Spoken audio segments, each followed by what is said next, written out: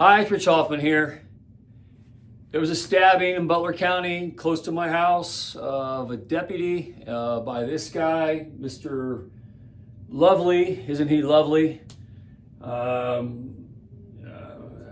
know a little bit more than what they're talking about in the news because I happened to be talking to Representative Thomas Hall, who was on the scene at this to put the fire out because Representative Hall, really good guy, great guy, and I had a nice conversation with him right after the incident, along with Senator Lang, and there's a little more to the story than they're talking about in the news.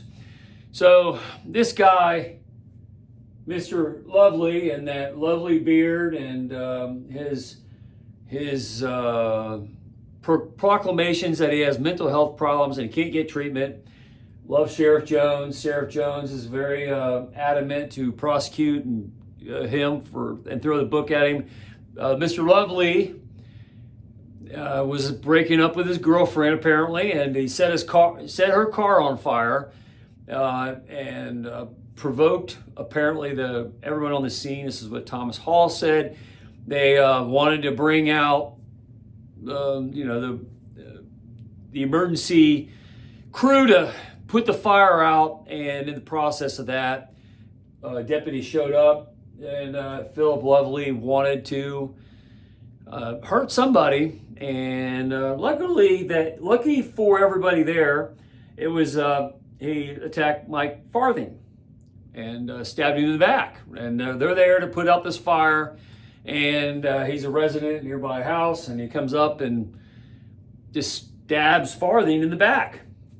And luckily, Farthing had on a bulletproof vest. And now, bulletproof vests are designed to take high impact rounds to distribute rapidly the energy, so they don't penetrate the Kevlar.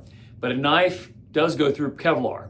However, in the knife, when he did stab him in the back, it did go into his back, an inch or so. Didn't hit any vitals. Got very close to the spinal cord, but it didn't get into too much critical tissue. And because of the bulletproof vest, it didn't go in very far, but it did penetrate the skin by an inch and a half cut. And there's the car. Pretty sad story. But it did penetrate into the body cavity, but not to the point where Mike Farthing, he had no idea at the time. He thought he was going to bleed out and die. Everybody on the scene, this is according to Thomas Hall, they saw him wrestle around. They called him for help. And then Farthing managed to get Mr. Lovely under gunpoint, and eventually they talked Lovely off the ledge. I guess a family member did, and he surrendered. And but he was very suicidal on the scene and wanted to take somebody with him. And that just goes to show how dangerous some of these things are, how critical it is in most cases when you have a free society and people freely doing what they do. They get into emotional conditions. They get in fights with significant others, and then they take it out on other people. By looking at the guy, Lovely, you would wonder why anyone would want to break up with him with that magnificent beard and the great name and everything. So, but everybody has trouble. Everybody has their difficulties in life, and when they do, and you're in law enforcement or you're a first responder and you have to show up as Thomas Hall and the fire crew did to put the fire out, you never know what you're walking into. So you can't blame them for being a little overly cautious at times and being a little, maybe getting trigger happy on incidents. You have to be really a cool-headed person and under best thinking circumstances to handle some of these pressures, because you never know when people are out walking around what they're going to do. And in the case of Lovely, that guy, so lovely, he walked right by Thomas Hall as he was trying to put the fire out. I mean, because there were residents and people were walking around doing whatever.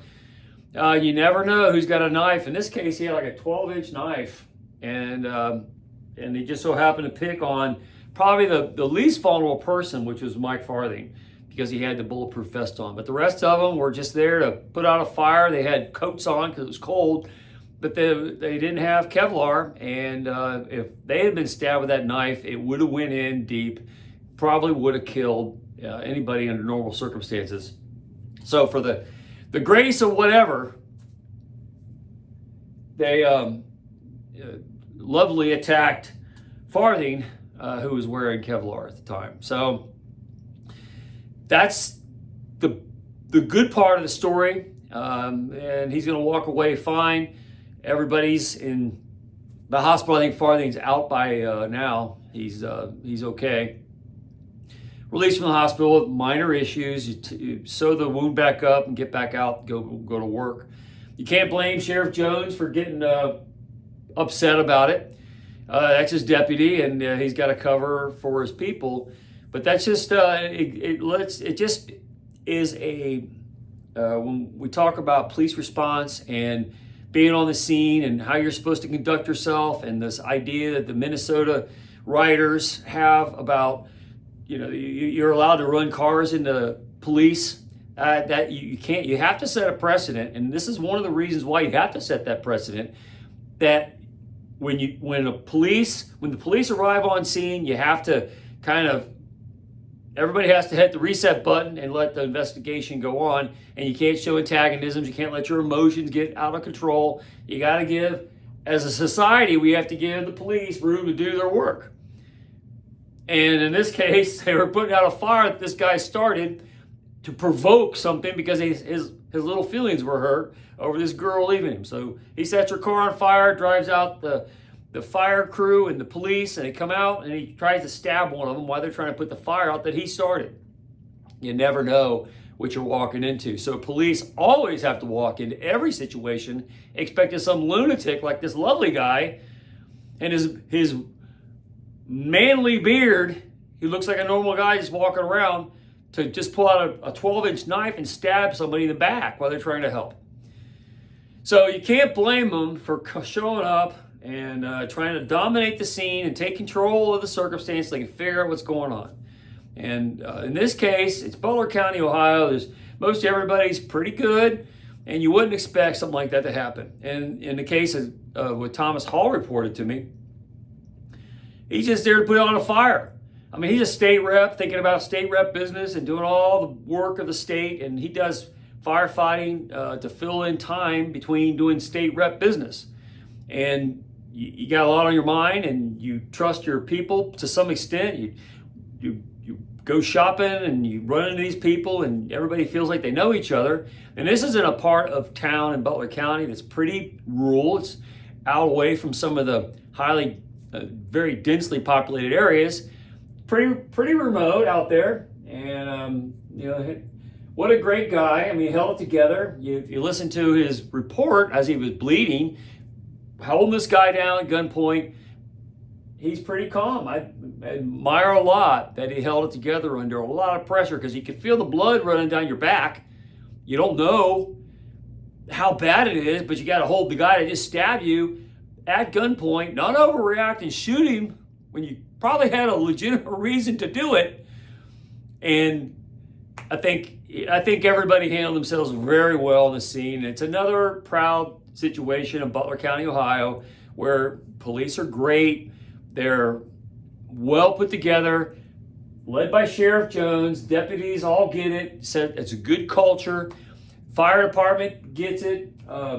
Everybody's good and competent. But you can't blame. Every now and then you hear about these stories out there where somebody loses it, or a police officer.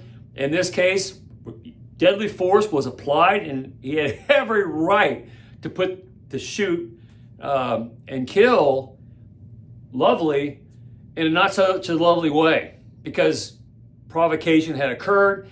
There's a lot of unstable elements at the scene with cars on fire.